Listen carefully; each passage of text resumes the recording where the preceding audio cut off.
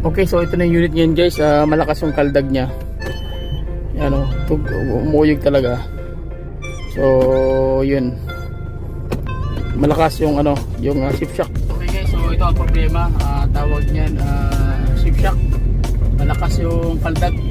Tapos delay masyado yung ano niya, yung shifting. So, yun. Okay, so check muna natin yung tubig. Hindi lang yung ano, oil level.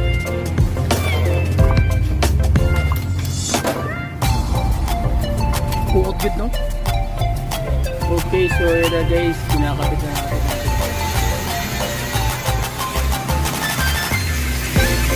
Okay, so ayan na guys, nalagay natin yung